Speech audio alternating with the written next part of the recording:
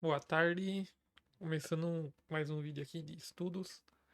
Hoje falando um pouquinho sobre estudos de direito constitucional.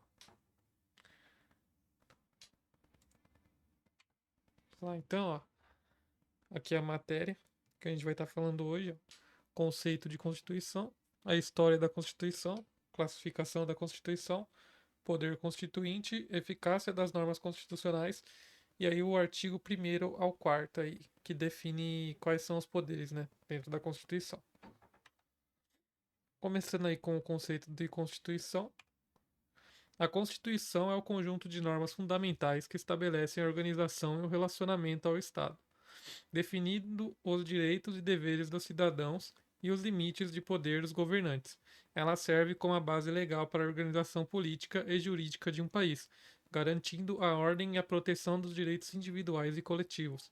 Então, como a gente vai ver depois aí tem uma imagem, né, nos slides, tem a pirâmide de Kelsen, né, que é uma teoria aí, né, sobre como funcionam as normas no país.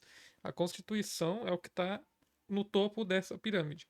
A Constituição é o que irriga, né, é como se fosse uma lei que irradia para as demais leis, né, sejam as normas penais, as normas civis, as normas tributárias. A Constituição é o que irriga, o que define os parâmetros para que essas outras leis funcionem, então. Então a pirâmide é a base de tudo. A pirâmide é o que constitui, né, a Constituição é o que determina os princípios fundamentais e garantias de um país. Então temos aqui, ó, primeiramente, os direitos individuais protegem a liberdade pessoal, como o direito à vida, a liberdade de expressão, a igualdade perante a lei e a privacidade. E também, por exemplo, o direito ao voto, né? Tem que ser privativo, secreto. Então, as liberdades pessoais aí seriam as liberdades que a gente tem no dia a dia, né? Como o direito de ir e vir, o direito à vida, o direito à saúde, à educação e liberdade de expressão, o direito de se expressar. Temos também os direitos sociais, que garantem condições mínimas para uma vida digna, como o direito à educação, saúde, trabalho e segurança social. São direitos aí que eu já falei, né? Que se relacionam com os direitos individuais da pessoa, né? E daí é o Estado, né? A Constituição, ela é determinada, o objetivo final dela aí é garantir esses objetivos para a gente, seja com escolas, sistema de saneamento, postos de saúde. Então, a Constituição é responsável por esses direitos sociais, bem público, bem comum de todos. Direitos políticos relacionam-se à participação na vida política do país, como o direito de votar, ser votado e se associar politicamente. Então, ela que determina aí como que funcionam os partidos políticos, você poder ou não se candidatar, a forma como você vota, que o voto ele é direto, secreto e obrigatório, né? Aí no caso. Tem os direitos coletivos, protegem os interesses de grupo, como o direito à proteção ambiental e o patrimônio cultural. Daí são direitos que entram em questões amplamente pedidas aí, por exemplo, tem a cultura regional de um estado, de um município. A Constituição vai proteger também. E para que haja essa cultura, para que haja a individualidade aí das pessoas.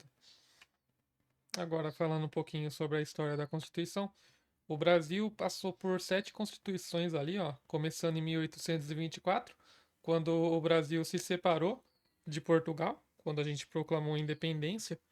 O Brasil fundou a própria Constituição, mas porém, né, a primeira Constituição ainda contava com o poder moderador. A gente se libertou, né, do Império Português e iniciou o próprio. O poder moderador, no caso, ele seria um quarto poder, que não existe mais hoje em dia. Hoje em dia são 3 poderes que existem: o legislativo, o judiciário e o executivo. E o poder moderador era aquele que tinha o poder de se infiltrar, né, nesses outros poderes e determinar o que eles podiam ou não fazer. Por exemplo, se opor diretamente a uma lei, se opor diretamente a uma pena, entendeu? Então ele era um poder acima dos outros. A República estabelece, em 1891, né? A República estabelece a República e amplia o direito ao voto. Então, em 91, as pessoas começam a poder votar. No caso, vão ser. Aí já passa para o sistema presidenciário, né? Que vai acabar a monarquia. O poder moderador vai sair e vão ficar só os outros 3 poderes. A Segunda República, as mulheres conquistam o direito ao voto, aí, né, o marco social. Na época do Getúlio Vargas, ele achou que seria proveitoso para ele que as mulheres pudessem votar. E a gente vai ver que não foi bem assim, né? Porque acabou saindo pela culatra, né? Ele acabou dando direito para as mulheres votarem e elas acabaram elegendo outras mulheres. Provavelmente não era o resultado esperado na época, já que ele esperava ter ascensão social, né? Que as mulheres votassem nele. E a gente vai ver que teve algumas coisas ali, tipo depor a primeira mulher que foi votada, né? Para ser deputada estadual aí, né? 1937, o Estado Novo acaba com a liberdade política e de expressão. É isso daí, mais ou menos, esse assunto que a gente está falando, né? O Getúlio Vargas, para consolidar o golpe dele e acabar com a oposição, ele vai implementar isso daí, de acabar com a liberdade de expressão. Então, ele faz uma nova constituição que vai atacar aí diretamente a liberdade do que o povo pode ou não falar, de, por exemplo, não poder se opor a ele. Democracia, em 1946, ó, restabelece as eleições diretas para presidente, então o povo vai poder votar, né? De novo, demos, como o conceito diz, né? O conceito em grego, demos seria o povo votando a ter poder. 1967, a gente tem o regime militar, eleições para presidente passam a ser indiretas, ou seja, o governo começa a fazer um filtro no que a população vai votar, no que a população vai escolher. Então a gente vê de novo aí o fim da liberdade, né? E 1988 é quando começa a Constituição atual aí, que já tem 36 anos, que é a sociedade do jeito que a gente vê hoje em dia, que a gente tem o direito ao voto individual, direto, secreto. Então a população vai ter mais poder, vai ter o direito de escolha e vai ter mais liberdade. Agora aqui falando mais aprofundadamente aqui, ó. Primeira Constituição, a de 1824. A primeira Constituição brasileira foi outorgada por Dom Pedro I em 25 de março de 1824, após a independência do Brasil, que foi em 1822. Ela foi elaborada por uma Assembleia Constituinte e foi marcada por um forte centralismo e por uma monarquia absoluta. Entre suas principais características destacam-se: monarquia constitucional, o Brasil se tornou um império sob o comando de Dom Pedro I, ou seja, deixou de ser o Império de Portugal, passou a ser o Império Brasileiro, e o poder monarca era o centro de tudo. Tudo girava em torno do que o rei mandava. Poder moderador, uma inovação na Constituição que conferia ao imperador o poder de intervir nos outros poderes, o executivo, o legislativo e o judiciário, para preservar a ordem. Então, o rei estava acima de tudo e o rei determinava o que os outros poderes podiam ou não fazer. Religião oficial. Nessa Constituição, o Brasil adotou uma religião oficial, então, e essa religião era o catolicismo. Foi estabelecido como a religião do Estado, né? Ao contrário do que a gente tem hoje em dia, que o Estado ele não levanta bandeira para uma religião, ele é um Estado laico, ele aprova todas elas ao mesmo tempo, inclusive o ateísmo. Nessa época, não. O catolicismo era sobre tudo, então a gente tinha ali, né, que as leis baseavam-se bastante nisso, né? Em respeito a não permitir outros credos. Então, aí agora a gente tem a Constituição de 1891, com a proclamação da República em 1889, o Brasil passou a ser uma república presidencialista e passou a adotar uma nova Constituição em 1891. A primeira república, algumas características dessa Constituição. República presidencialista, a criação de um sistema republicano com o presidente da República com poder independente do Congresso Nacional. Então, aí chegou, né, o poder executivo aí, né? Com a queda do poder moderador, teve-se o presidente, que seria um poder a mais ali, né? A pessoa que tem que votar, né, para que o Congresso consiga funcionar, né, que nem a gente vê hoje na União, para um presidente conseguir aprovação de alguma coisa, conseguir aplicar alguma lei, executar o poder, ele precisa aí da aprovação da Câmara, né, e dos senadores. Tem a separação de poderes, reafirmação da separação entre os poderes executivo, legislativo e judiciário. Então a gente já tem um modelo mais parecido com o que a gente tem hoje em dia, que cada poder cuida de alguma coisa, o executivo executa as leis, garantem que elas funcionem, o legislativo eles vão produzir as leis, são eles que fazem novas leis, criam, e o judiciário são os que interpretam a lei, no caso, né, que vão julgar os casos da sociedade, que vão julgar se alguma coisa está certa ou não perante a Constituição, né? E aí também que surge, em 1891, o voto direto e universal. A Constituição de 1891 estabeleceu o voto direto para presidentes, governadores e deputados, mas excluiu mulheres, analfabetos e menores de 21 anos. Então, poderia votar, portanto, que você não fosse nem mulher, nem analfabeto e nem tivesse menos de 21 anos. No caso, hoje, você pode votar, né, a partir dos 16, se você escolher, ou então obrigatoriamente a partir dos 18. Constituição de 1934. Durante esse período histórico, o Brasil ele passava pela oligarquia ali, né, conhecida como a República do Café com Leite, porque o poder só ficava variando entre São Paulo e Minas Gerais. Então Getúlio Vargas, em 1934, ele decide aplicar um golpe de Estado, fazer uma nova constituição em cima da antiga, para conseguir depor, né, esses dois poderes que ficavam transitando entre si e assumir, né, o comando do Brasil. A Constituição de 1934 foi um reflexo das transformações políticas da década de 1930, que incluiu a Revolução de 1930 e a ascensão de Getúlio Vargas ao poder. Ela foi a primeira a garantir direitos sociais, como a jornada de trabalho de 8 horas e a proteção ao trabalho feminino e infantil. Então, aí que se determinaram algumas leis aí, né, do Código Legalista Trabalhista que a gente tem hoje em dia, as férias, o 13º, e também a proteção do trabalho infantil, né, excluir as crianças do trabalho e também as mulheres, né, em certas situações. Direitos sociais. Reconhecia direitos importantes para a classe trabalhadora, sistema de governo. Manteve o sistema presidencialista, mas com a criação do sistema de intervenção do Estado nas questões econômicas e sociais. Então o Estado passou a se importar com as questões do povo, né? Porque antigamente o Estado preocupava-se muito mais com as questões dos ricos. Então, a partir desse ponto, ele passou a se preocupar mais com o povo, né? Ele assumiu mais uma postura populista. O voto feminino, as mulheres passaram a ter o direito a votar, mas com algumas restrições, né? Que a gente viu aí em 1934, aí, que as mulheres vão poder votar, mas vão ter alguns problemas aí que a justiça vai querer barrar depois. Constituição de 1937, Estado Novo. A Constituição de 1937 foi imposta por Getúlio Vargas, que após um golpe de Estado instaurou o Estado Novo, um regime autoritário.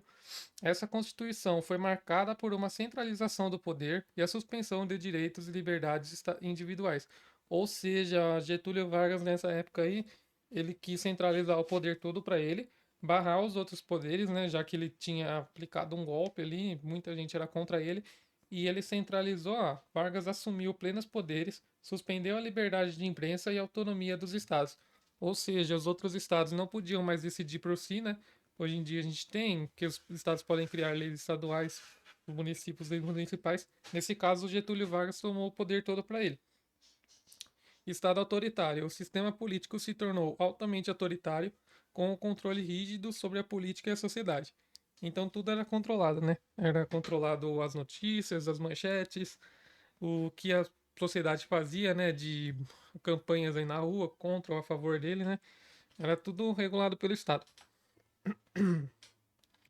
Agora, a Constituição de 1946, com o fim do Estado Novo, o Brasil passou por um processo de redemocratização e elaborou a Constituição de 1946, que foi um movimento aí que o povo pediu, né? Ela restabeleceu as garantias democráticas e marcou um momento de estabilidade política no pós-guerra, que foi aí com o fim, né, das guerras da Segunda Guerra Mundial, 1945. Teve o surgimento da ONU, se estabeleceram novos direitos aí para as pessoas, né? Definiram, a gente vê em direito civil, definiram as liberdades civis, né? Os direitos civis de cada pessoa, o direito à personalidade. Com isso, a Constituição precisou passar por mudanças, né? Que nem a gente vê aí no fim da Segunda Guerra Mundial, muitas coisas mudaram por causa das questões do Holocausto e o que acontecia com as pessoas na época de guerra. Então teve o retorno à democracia, a Constituição restaurou as liberdades civis, a separação de poderes e o sistema presidencialista. Ou seja, eles derrubaram Getúlio, né? E voltou, né, os serviços de eleição que tinham acabado, né, na época de Getúlio. Ele só tomou todos os poderes para si.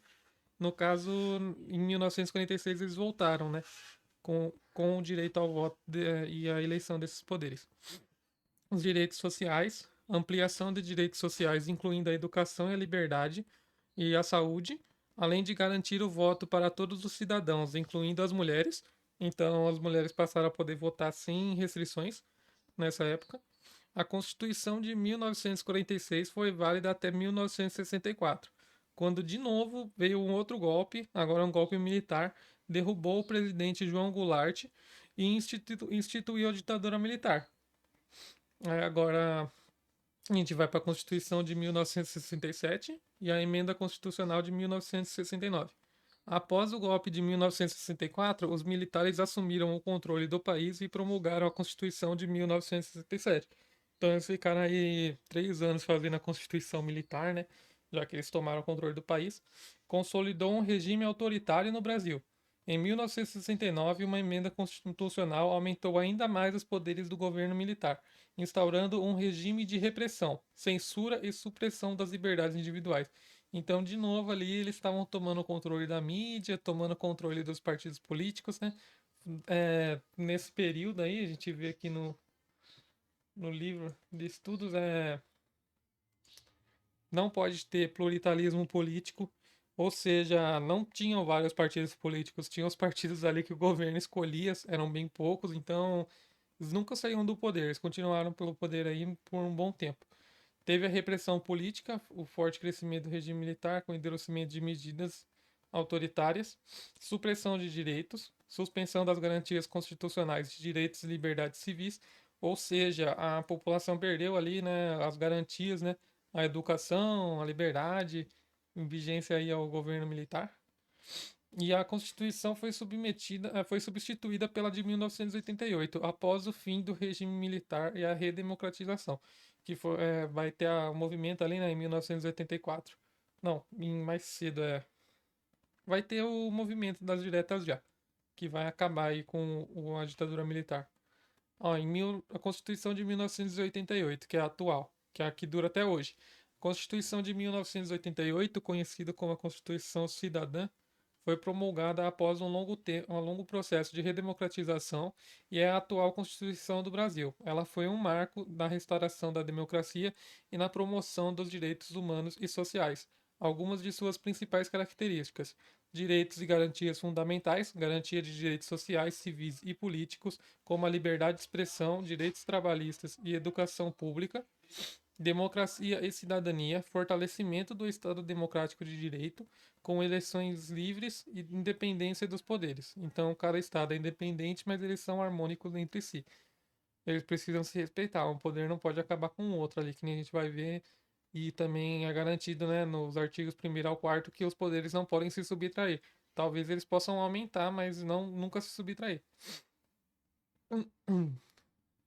Descentralização e federalismo, maior autonomia para os estados e municípios. Então, os estados e municípios voltaram a poder criar suas leis próprias, seus regimes próprios, né? Regimes penais, regimes estaduais, municipais. Proteção ao meio ambiente. A Constituição incluiu a preocupação com a preservação ambiental e a responsabilidade do Estado em proteger o meio ambiente. Então, em 1988, o Estado se tornou responsável aí pelas águas e pela natureza, né, no caso, que antigamente não era previsto, né, em lei. Então, hoje em dia o Estado é responsável aí por cuidar dessas questões de meio ambiente, preservação de vida animal. A Constituição de 1978 é considerada uma das mais avançadas em termos de direitos e garantias sociais e continua em vigor até hoje, embora tenha sofrido diversas emendas ao longo dos anos. Bem, a gente vai ver mais para frente aí, né, as classificações que a Constituição pode ter. O Brasil vive num modelo rígido de Constituição, ou seja, ela não é inalterável, né? Por exemplo, como uma Constituição árabe aí, né? Que eles respeitam ao Corão e a Constituição não muda nunca. A nossa Constituição, apesar de rígida, ela aprova emendas, né? Ela aprova que sejam feitas algumas ou alterações ali de questões de sentido ou então adições nela. A classificação da Constituição. A classificação das constituições pode ser feita de diversas maneiras, dependendo de diferentes critérios, como a forma de elaboração, a duração, a fonte de poder e entre outros. A seguir apresento as principais formas de classificar as constituições. Então aqui, ó, quanto à origem. A origem da Constituição se refere ao modo como ela foi criada, ou seja, se ela foi outorgada ou promulgada. Constituição outorgada, quando é imposta por poder constituído ou uma autoridade sem consulta popular, geralmente resultante de um golpe ou de uma imposição por uma autoridade superior. Exemplo, a Constituição de 1824, outorgada por Dom Pedro I. Ou seja, quando os governantes aí decidem implementar uma Constituição por conta própria, e é o que a gente considera como golpe, como a Constituição de Getúlio ali, que tomou o poder, né, por meio da força militar. E isso daí é a Constituição outorgada. Constituição promulgada é quando é elaborada por meio de uma Assembleia Constituinte e é aprovada por meio de um processo democrático, com a participação popular ou representação dos cidadãos. Exemplo, a Constituição de 1988, que foi um movimento popular aí, né, que o povo estava pedindo pelas diretas já, para que se voltasse às eleições diretas e para que o povo retomasse, né, as questões sociais e fosse de novo, né, amplamente protegido ali pelo governo, né? Que é o que eles queriam, os direitos e garantias fundamentais. Quanto à forma, refere-se à forma em que a Constituição se organiza, se é escrita ou não escrita. Então a gente tem aí a Constituição escrita no Brasil. Trata-se de um documento único que reúne as normas fundamentais do Estado. Por exemplo, a Constituição de 1988, a nossa Constituição é toda escrita. Eles passaram ali alguns anos, né, montando a Constituição e tudo foi escrito, está tudo previsto em lei, né? A gente pode ver no Vademecum ou no próprio livro da Constituição Federal. Tá tudo escrito, então ela tá aí para ser rígida mesmo, para ser seguida. Constituição não escrita não está codificada em um único documento, mas é formada por normas e princípios dispersos, muitas vezes compostas por leis, convenções e práticas. Exemplo, a Constituição do Reino Unido, que é baseada em documentos históricos, como a Carta Magna, e em convenções políticas, ou seja, é uma Constituição que ela transcende, né? Ela não somente é o que está escrito, mas ela também leva em consideração os fatos anteriores, os fatos históricos que aconteceram, que é a Carta Magna ali, né? Que é a carta mais alta do governo, né? Que pode ter e essas convenções políticas também, né? Que foram coisas que já foram decididas anteriormente. Agora, quanto à estabilidade, refere-se à rigidez ou flexibilidade da Constituição, ou seja, a facilidade ou dificuldade de modificar suas normas. A gente tem aí a Constituição rígida, que nem a Constituição do Brasil, que a gente vive hoje, quando as modificações exigem um processo mais complexo e exigem o procedimento especial para alteração, geralmente mais difícil do que uma lei ou de uma lei ordinária. Então a gente não pode só alterar a Constituição com uma lei comum, a gente tem que aprovar uma emenda ali, que é um processo muito mais rigoroso ali, né, que passa por vários juízes, tem mais camadas para ser aprovado. Constituição flexível, quando a alteração pode ser feita através do processo legislativo normal, sem exigências especiais. Por exemplo, a Constituição do Reino Unido, né? Ali eles conseguem estar sempre alterando a Constituição por meio de um processo legislativo, né? Eles vão lá, fazem a lei que eles querem adicionar e já altera a Constituição. Constituição semi-rígida, quando parte da Constituição pode ser alterada por um processo legislativo normal e parte exige um processo mais complexo, como era a Constituição de 1934 aí no governo Vargas, né?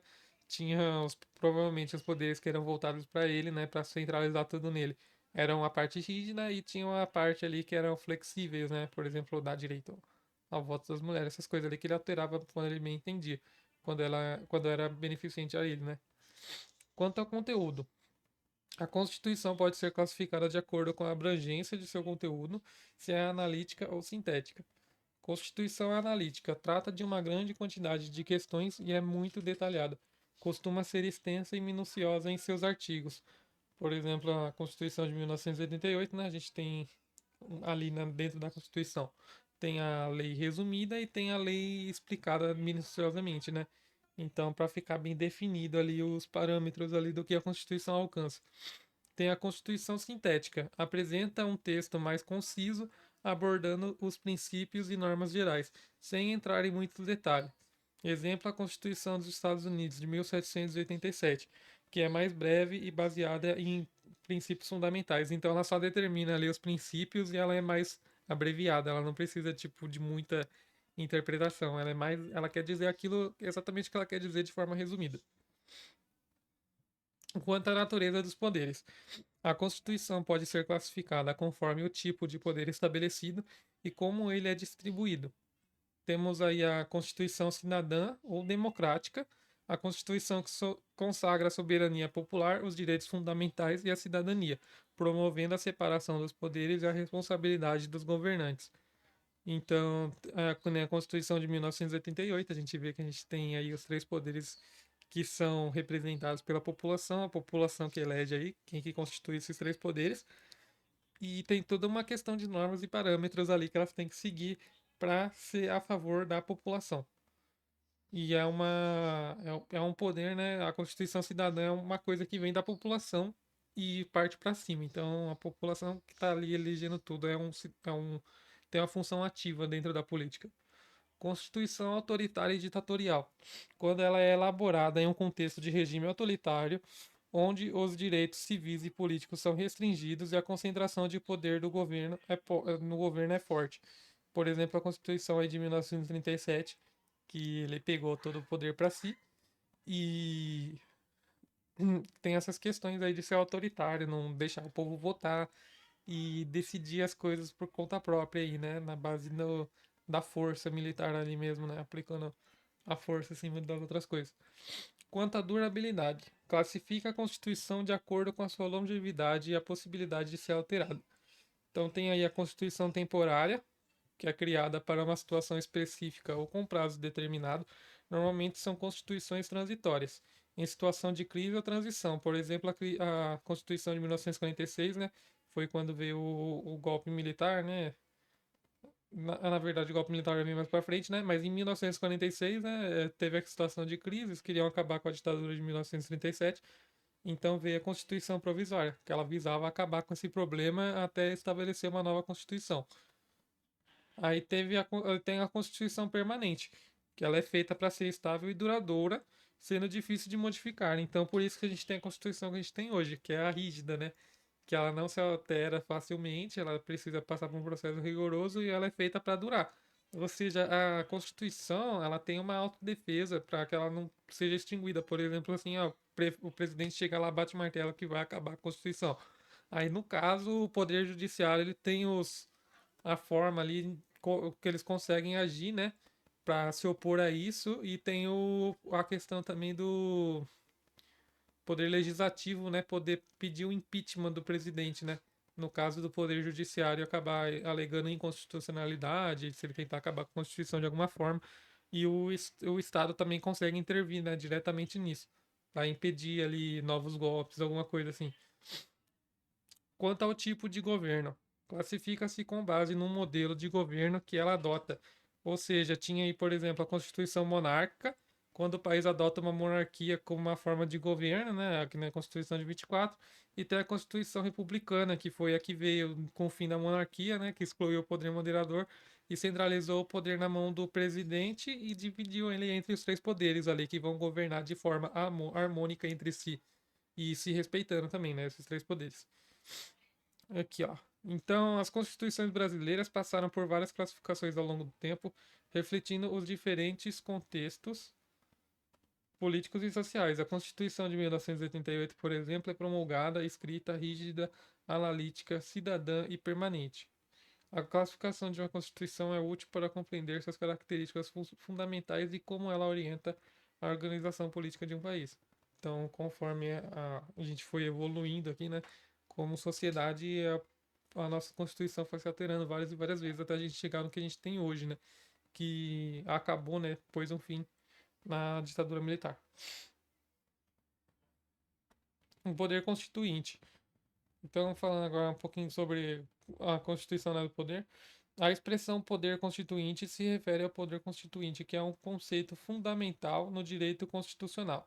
O poder constituinte é o poder soberano, originário e incondicionado, que tem a capacidade de criar, modificar ou extinguir uma Constituição. Ele é a fonte última de autoridade jurídica de um Estado. Existem diferentes tipos de poder constituinte, dependendo da sua origem e da forma como ele é exercido. Então vamos ver aqui alguns pontos. Tem aqui, ó. Poder constituinte originário. O poder constituinte originário ele vai ser aquele poder que sai do povo, então, que é da onde se origina, né, a vontade ali de se alterar ou de se modificar uma constituição, ó. É o poder que cria uma constituição do zero sem se submeter a nenhuma norma anterior. Ele é soberano e não está vinculado a nenhuma constituição pré-existente. Esse poder é exercido geralmente por uma Assembleia Constituinte eleita ou designada para elaborar uma nova Constituição, ou pode ser um poder que surge após a Revolução ou grande transformação no Estado, ou seja, as revoluções sociais aí, né, quando a gente tem, por exemplo, a Revolução dos Estados Unidos, né, para se libertar da Inglaterra, é quando o povo vai lá e toma o poder à força, e daí eles elegem ali, as pessoas que vão fazer uma nova Constituição, a partir da derrubada da antiga. Por exemplo, aqui ó, a gente tem o exemplo da Constituição de 88, ó, de novo. O Brasil foi elaborado por uma Assembleia Constituinte que teve a tarefa de criar uma nova Constituição para o país após o período da ditadura militar. Então, o povo elegeu ali, né, a, por, a volta, né, das diretas já, e pediu ali, né, para essa Assembleia fazer uma nova Constituição para o Brasil, ao término da ditadura. Poder constituinte derivado ou reformador. O poder constituinte derivado ou reformador é aquele que modifica a Constituição já existente, sem alterar sua estrutura fundamental. Ele é subordinado à Constituição em vigor e tem limites formais e materiais estabelecidos por essa mesma Constituição. Esse poder é exercido por órgãos constitucionais competentes, como o Congresso Nacional no Brasil, por meio de emendas constitucionais. Ou seja, as emendas aqui, né, que existem dentro do país, elas já foram previstas na Constituição e elas têm ali normas e parâmetros ali, né? Você não pode aprovar uma emenda inconstitucional, por exemplo, ou que agrida a Constituição, ou que anule algum fato da Constituição, mas você tem ali essa liberdade, sim, né, de criar as emendas, portanto, que elas se encaixem no que foi prescrito na Constituição. Já prevê a possibilidade de emendas à nossa Constituição de 88 e modificações de seu texto por meio de um processo legislativo específico. Então tem um processo ali específico para poder estar fazendo essas adições. Agora, poder constituinte imediato. Poder constituinte imediato está relacionado ao momento em que uma constituição é elaborada de forma urgente, sem seguir o processo habitual ou longo. Geralmente, ele ocorre em momentos de grande estabilidade política, como uma revolução, um golpe de Estado ou uma mudança drástica no regime político de um país. Então, é um poder imediato ali, né? Quando acontece alguma coisa, alguma guerra civil, ou então alguma guerra contra o país que exige uma alteração direta ali em algum parâmetro do que está acontecendo ali dentro do país no contexto. Aqui, ó, exemplo, a Constituição de 1934 do Brasil foi uma constituição criada após a Revolução de 30, que derrubou a República Velha e estabeleceu um novo regime. Então, o golpe militar aí do Getúlio Vargas, ele pegou e na hora que ele conseguiu, né, com a força militar tomar os poderes, ele já pegou e aplicou esse poder constituinte imediato ali para alterar o antigo e garantir os poderes a ele, né? O poder constituinte limitado é o poder constituinte que, ao modificar a Constituição, deve respeitar certos limites, principalmente os direitos fundamentais e os princípios estruturantes da Constituição vigente. Embora o poder constituinte derivado tenha mais flexibilidade, ela não pode alterar os princípios essenciais de uma Constituição, como a forma republicana de governo, a separação dos poderes e entre outros. Então, ela não consegue ali alterar como é que o país rege, né? Por exemplo, eu quero pôr dois presidentes, ela não consegue. Ela não pode fazer a separação dos poderes, né? Não pode fazer que eles deixem de ser harmônico. E ela tem que respeitar a vigência da Constituição do momento, então, no caso. Então, ela sempre respeita, por exemplo, se tivesse poder hoje em dia, né? Teria que respeitar a Constituição atual. Agora, o exercício do poder constituinte. O exercício do poder constituinte pode ocorrer de diversas maneiras, sendo a mais comum a criação de uma Assembleia Constituinte.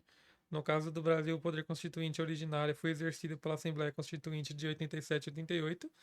Daí, em 87, né, tiveram um tempo aí, né, para fazer a Constituição de 88, que foi composta por representantes eleitos diretamente pelo povo para redigir a nova Constituição.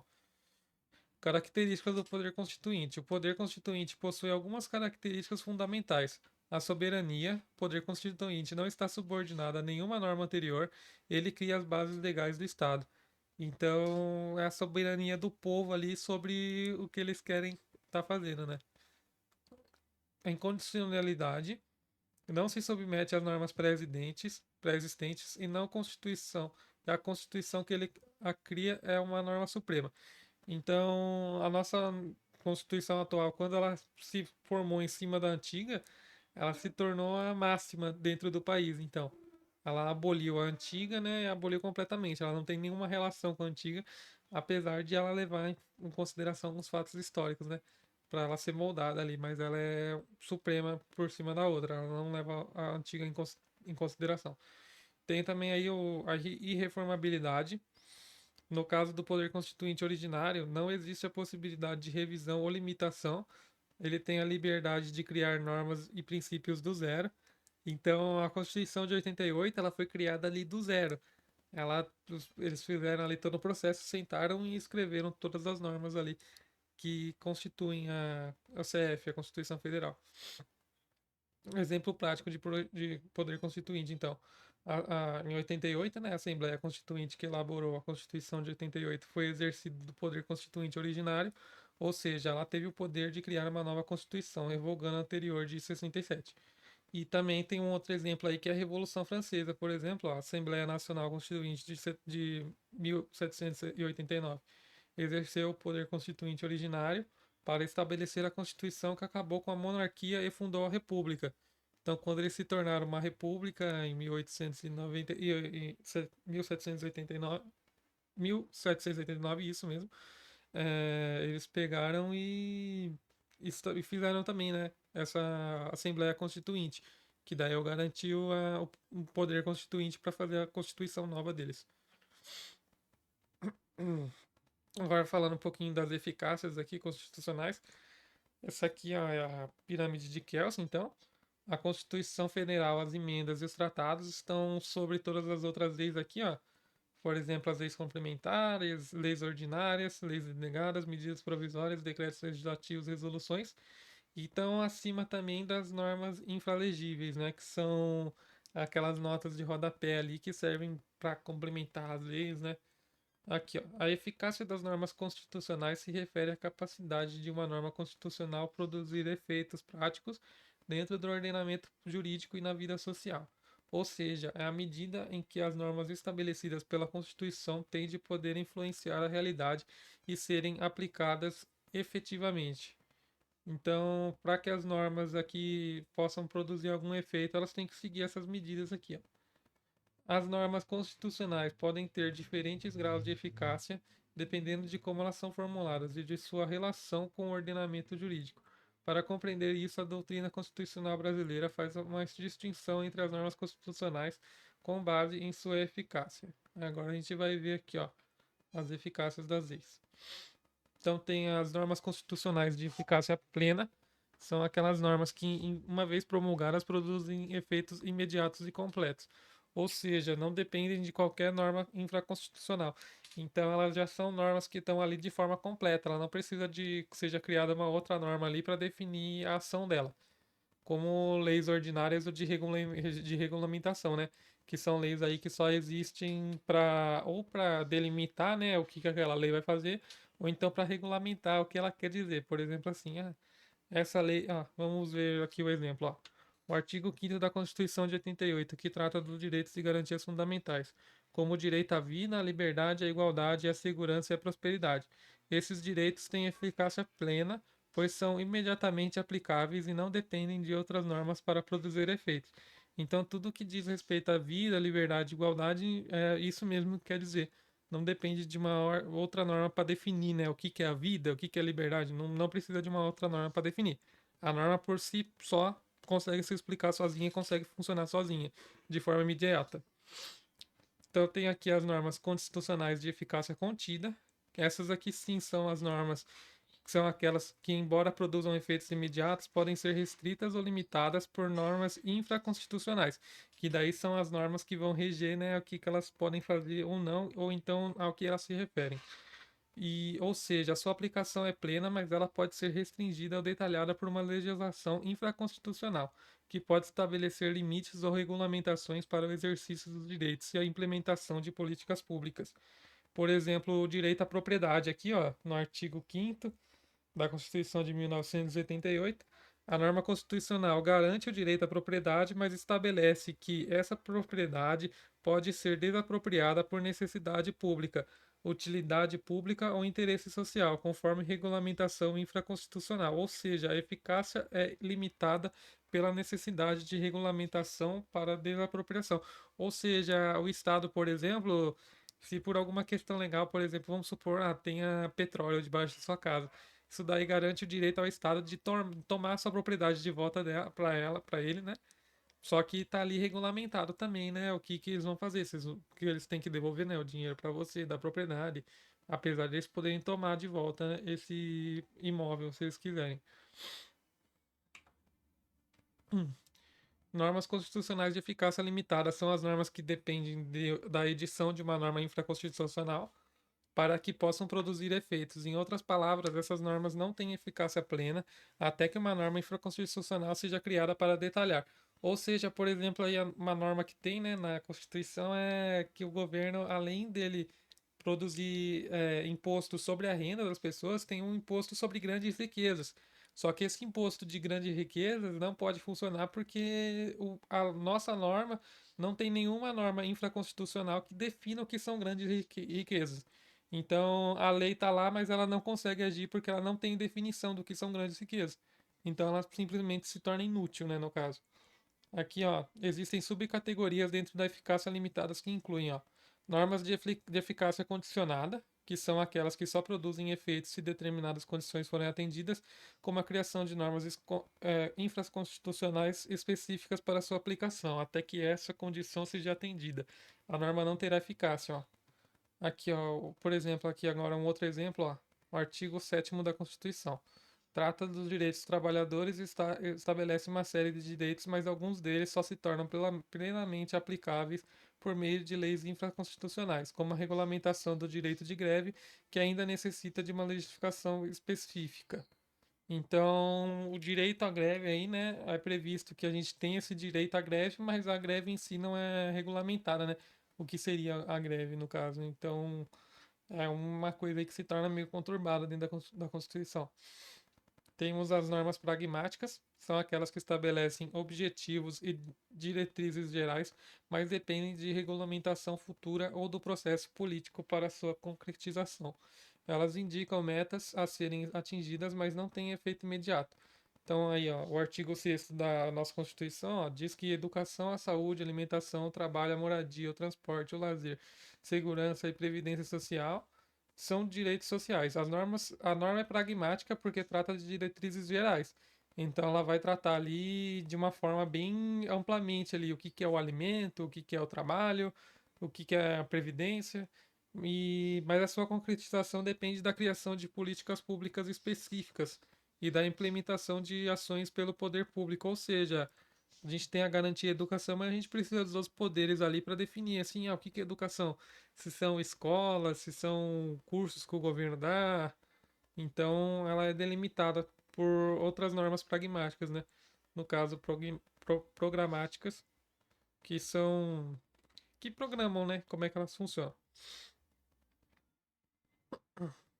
Tem as normas constitucionais de eficácia suspensa, são normas que têm efeitos suspensos, ou seja, não produzem efeitos imediatos porque estão condicionados a uma situação específica.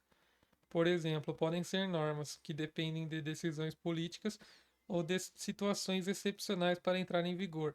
Então, tem aí, por exemplo, o artigo 5º, parágrafo 3º da Constituição, trata da suspensão de direitos e garantias em caso de estado de defesa ou estado de sítio.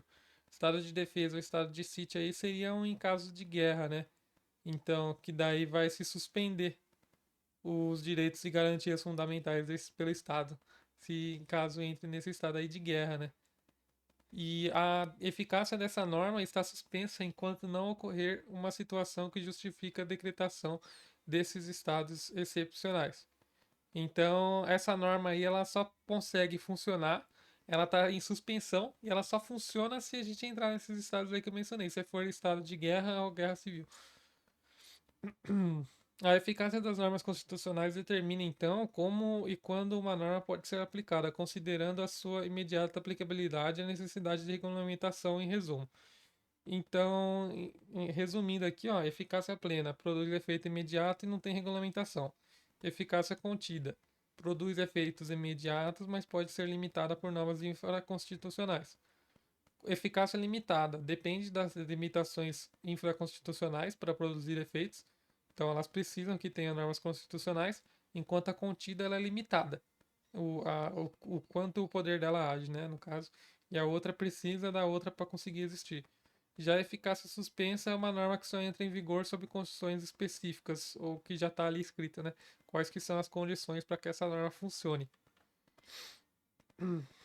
Agora aqui vendo um pouquinho o artigo 1º ao 4º, que explica aqui nossa estrutura de poder, né? Como é que funcionam os três poderes. O artigo 1º estabelece os fundamentos da República Federativa do Brasil, definindo a natureza do Estado e os princípios que o regem. Ele é um dos mais importantes da Constituição, pois trata dos valores e objetivos centrais do país. Ou seja, aqui ó, a gente tem os objetivos centrais aqui da nossa Constituição. O que a Constituição da República Federativa do Brasil defende, então, ó? Ela vai defender, ó, 1, a soberania, 2, a cidadania, 3, a dignidade da pessoa humana, 4, os valores sociais do trabalho e da livre iniciativa e 5, o pluralismo político. Então, ó, é formada pela união indissolúvel dos estados, municípios e Distrito Federal.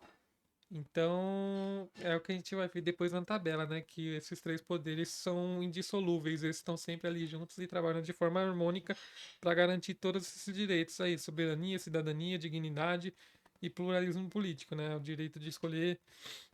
Agora, o artigo 2º é um artigo que fala da divisão dos poderes no Brasil, essencial para garantir a separação entre executivo, legislativo e judiciário.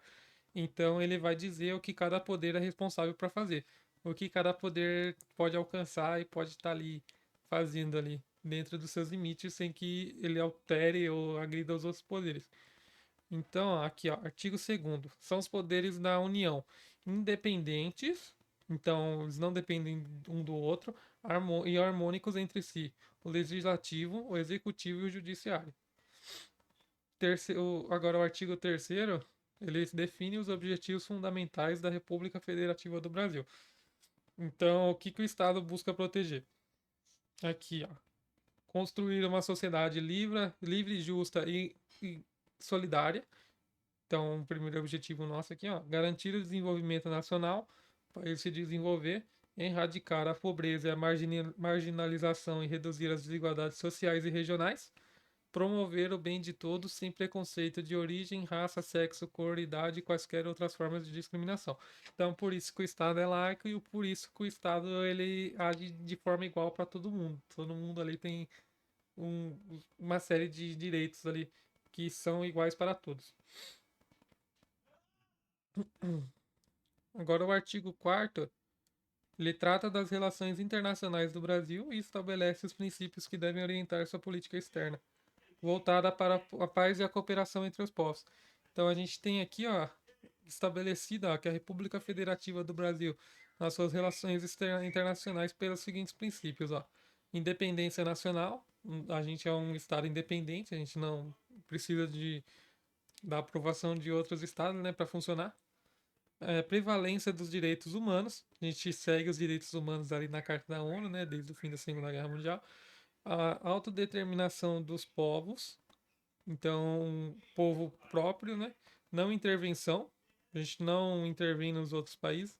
Igualdade entre os estados, todos os estados são iguais. Defesa da paz, solução pacífica de conflitos. Repúdio ao terrorismo e ao racismo. Então, a Constituição abole de qualquer forma o racismo, então, por isso que é um crime inafiançável, né? Indefensável. Cooperação entre os povos para o progresso da humanidade e concessão de asilo político. Então, se necessário conceder um asilo político a alguém também, o artigo 4º ele aprova, né?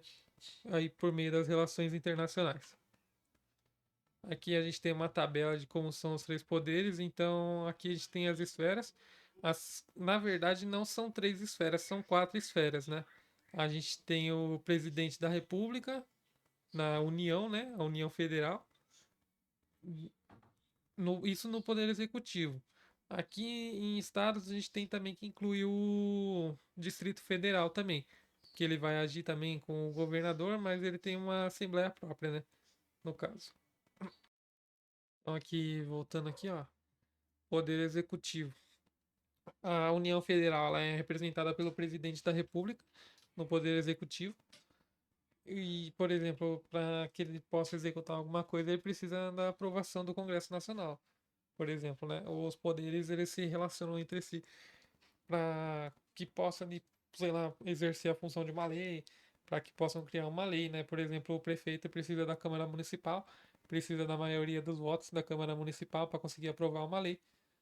O poder judiciário dos municípios ele não tem um órgão próprio, né? No caso, são os próprios juízes ali da cidade que vão julgar os casos, fazer essas coisas. Aí no Poder Judiciário a gente tem os tribunais de justiça, juizados especiais de justiça estadual militar, que vão cuidar desses assuntos aí envolvendo o Poder Judiciário. E na União, né, que seria o mais alto, a gente tem o STF, o Supremo Tribunal Federal, tem o Superior Tribunal de Justiça, Tribunais de Justiça Federal, da Justiça do Trabalho, da Justiça Eleitoral e da Justiça Militar Federal. No Poder Legislativo, a gente tem o Congresso Nacional, deputados federais e senadores. Aí agora, nos estados, Poder Executivo é o governador do estado ali, né? Vai ser tipo, vai ter um grande peso ali também, né? Para que se aprove alguma coisa no Poder Legislativo, precisa também da aprovação do governador, né? A Assembleia Legislativa, deputados estaduais. Tem também no Distrito Federal vai ser aí a Câmara Legislativa e os deputados distritais, né? Que vão estar tendo essa relação aí, né? Entre o Poder Executivo e o Legislativo. E nos municípios tem o prefeito e a Câmara Municipal dos Vereadores, como eu falei, né? Para aprovar uma lei ou que saia da Câmara ou que saia do prefeito, eles precisam, né, da aprovação um do outro ali.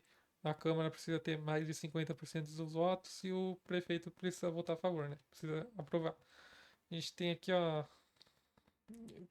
esse triângulo aqui que mostra mais ou menos como é que funciona. O presidente aqui, ó, presidente, ele vai ter, né? Ele vai indicar os juízes da Suprema Corte e ele concede indultos, ou seja, o presidente ele pode conceder perdão político, né, das coisas ali. Por exemplo, que ocorre no judiciário, né? Se alguém for julgado de uma forma, quem tem que aprovar que essa pessoa, por exemplo, a gente julgou de uma forma errada, quem aprova isso é o presidente. No o judiciário, ele pode declarar as leis inconstitucionais e, ao mesmo tempo, ele pode declarar os atos dos presidentes inconstitucionais. Então, o judiciário ele tem essa influência aí, né, de manter, né, a estabilidade do poder constitucional.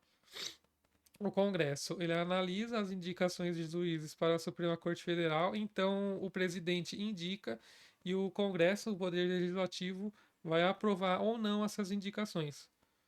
É, o Poder Legislativo também pode votar impeachment.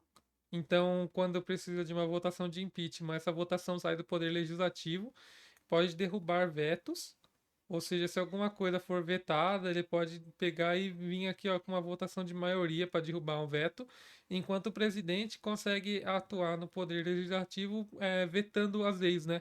Então, o presidente ele pode tanto aprovar quanto não aprovar. E daí, no caso, o Congresso pode reagir ali com uma votação de maioria. E a responsabilidade de cada um, então, o Poder Executivo aplica as leis, é ele que faz com que as leis funcionem. Por exemplo, a Constituição prevê que tenha que ter saúde e educação. Isso então sai da União Federal, no caso, né? Sai da parte do presidente da República.